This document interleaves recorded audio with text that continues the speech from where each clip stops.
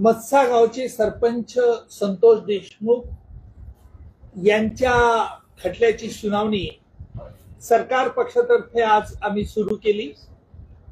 जवळजवळ आज पहिल्या युक्तिवादात 1 तासामध्ये मी न्यायालयाला विवेचन केलं आणि न्यायालयाला स्पष्ट कल्पना दिली की मत्साजोगचे सरपंच संतोष देशमुख यांचा खून हा एका मोठ्या कटाचा परिपाक आहे आणि हा कट कसा होत गेला, कसा शिजला हे तारखेप्रमाणे न्यायालयाला सांगितलं।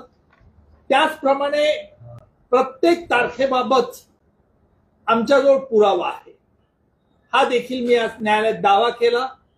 विशेषतः ज्यांनी धमकी दिली, ज्यांनी वाल्मिक कराड यांनी जी धमकी दिली, त्याचप्रमाणे गँग लीडर हा तिथे प्रत्यक्ष आला आणि त्याने सुदर्शन घुलेने देखील त्या धमकीचा पुनरुच्चार केला। या सगळ्या गोष्टी सरकार पक्षाकडे व्हिडिओ रेकॉर्डिंगच्या स्वरूपात आणि ऑडिओ रेकॉर्डिंगच्या स्वरूपात आहेत आणि न्यायालयाने सांगितलं की हा कट म्हणजे एक कंटिन्युइंग क्रिमिनल कॉन्स्पिरसी आहे।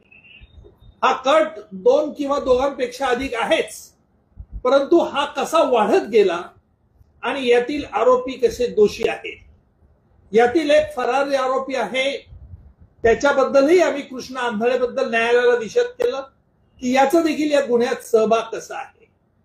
आता महत्वाच्या 2 गोष्टी याच्यामध्ये आम्ही आज न्यायालयात विशद केल्या। काही